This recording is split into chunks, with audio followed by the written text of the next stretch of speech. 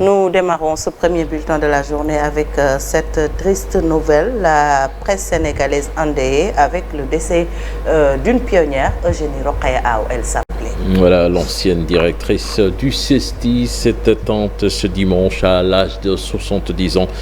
Elle était l'une des premières femmes au Sénégal à s'activer dans le domaine du journalisme et de la communication. Alors, Chérif Dia, ton élément n'est pas encore en place, mais quand même, Eugénie, c'est une dame qui a marqué l'histoire de la presse sénégalaise, une dame que tu as côtoyée, que j'ai côtoyée, que Fatih a côtoyée, et vraiment qui nous laisse orphelins. Oui, on est bouleversé, Diao, depuis l'annonce du décès de Madame Eugénie Rokhaya Aw. Vous l'avez dit, une des pionnières pour le métier de journalisme, étant donné qu'elle fait partie des premières femmes déjà au Sénégal à avoir pratiqué le journalisme, pour avoir travaillé également dans des journaux de renom comme Dakar Matin, comme également le quotidien national Le Soleil.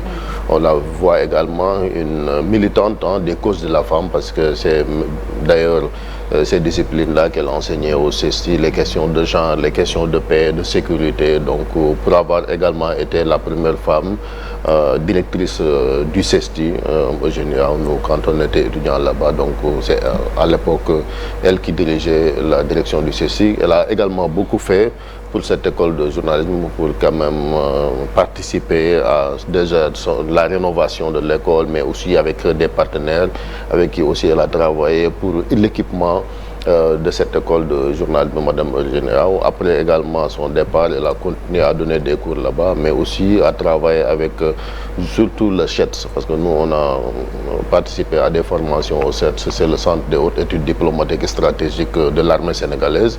Elle donnait également des cours de paix et de sécurité là-bas. Donc, Madame Eugénie Aw, c'est une très grosse perte. Donc, nous présentons nos condoléances à son fils, surtout, Bouba Sow. Justement, Bouba Sow, qui est du milieu, mais également son époux plutôt, le professeur Aloïse Remondiaï, qui est un grand philosophe également. La dernière fois qu'on l'a invité ici, même ils étaient ensemble sur ce plateau de Soir d'Info. Donc c'est une très grosse perte. Voilà, une très grosse perte donc avec ce décès de Madame Eugénie Rokhaya Aw. Rappelons que sa dernière apparition en public, c'était la semaine dernière lors d'un séminaire qui s'est déroulé à Ndangan pour la refonte entre autres des textes du CORED. Condoléances donc à toute sa famille, au CESTI, à tous les journalistes du Sénégal. Certainement, nous y reviendrons tout à l'heure avec son portrait. Nous y reviendrons dans nos prochaines éditions avec le portrait, et puis parlons du pèlerinage à la Mecque, Cheikh Tidiane. Près de 70 pèlerins laissés en rade par un voyagiste privé. Conciergerie Voyage est passé par là. Ces candidats au pèlerinage ont assiégé les locaux de la dite agence pour réclamer leurs droits. Ces pèlerins donc demandent l'intervention de l'État. Écoutons l'une d'entre elles, interrogée par Mambiram Diouf. Déjà donné une date qui était le 24. Après, on nous a dit pour le 30. Après le 30, on nous a parlé de visa qui sortait peu à peu, que le système avait un problème. Mais quel système? Toutes les personnes qui s'étaient inscrites sur les listes, je ne sais pas comment on dit, publiques, sont parties depuis. Ma belle-mère est partie depuis mercredi, elle est partie. Eux, ils devaient y aller vers mercredi en même temps. Mais depuis lors, ils nous ont donné trop de dates. Hein? Regardez ça. Ce sont des réservations de billets. C'est fictif. Ils nous ont montré des visas qui sont fictifs. Tout était faux. La conciergerie Voyage qui a reconnu son tort quant au remboursé à ses pèlerins laissés en rade. Nous parlons à présent, Fatih, du sommet des chefs d'État de la CEDEAO, avec ce sommet qui a pris fin ce dimanche à Accra. Des décisions importantes prises concernant le Mali. C'est acté la levée des sanctions économiques et financières. Pour en savoir davantage, suivons cet élément signé d'Issa Prera. La décision est actée.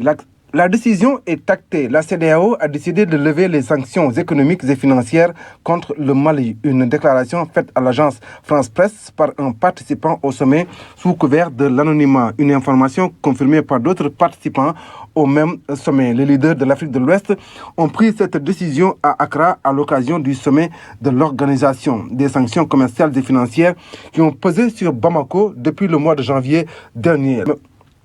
Dans la même foulée, la junte a proposé une nouvelle période de transition allant jusqu'à 2024 pour le Burkina et à compter de ce 1er juillet 2022, le nouvel accord fait état d'une transition de 24 mois. L'autre nouvelle, c'est Omar Sissoko Mbalo, le président guinéen qui devient le tout nouveau président en exercice de la CEDEAO.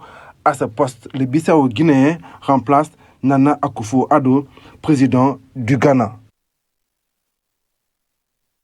Levé au Mali, certainement. Nous y reviendrons tout à l'heure dans l'actualité internationale avec Fatou Kinedem. Et puis, sport, Cheikh Tidiane, CAN féminine au Maroc. Les Lionnes réussissent leur entrée en matière. Voilà, le Sénégal qui bat l'Ouganda sur le score de 2-0 grâce à des réalisations signées à Wadiakhaté sur penalty et Nguenar Ndiaye. Ce sont les premiers buts du Sénégal dans une Coupe d'Afrique des Nations, la première victoire en 2 participations. Je vous propose de suivre la réaction de la capitaine Safiatou Sagna et Awa Diakhaté, auteur du premier but, interrogé par Youssouf Bognon de la RFM. L'élément n'est pas en place, nous y reviendrons peut-être dans nos prochaines émissions. Pour boucler du basket à présent avec les Lions du Sénégal qui se ressaisissent lors du tournoi la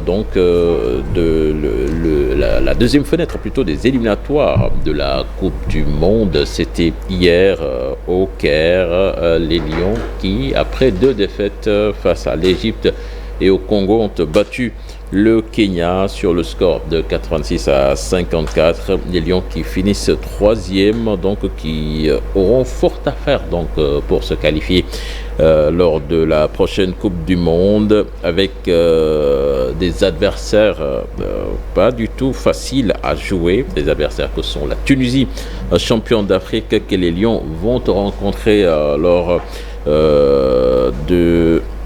du 3e tour, donc au Sénégal. La Tunisie, qui se jouera le 27 août dernier. Le 26, le Sénégal jouera l'équipe du Soudan du Sud et puis le Cameroun également. Et l'autre adversaire du Sénégal, les Lions, qui ont l'obligation de finir en tête pour espérer se qualifier pour la prochaine Coupe du Monde.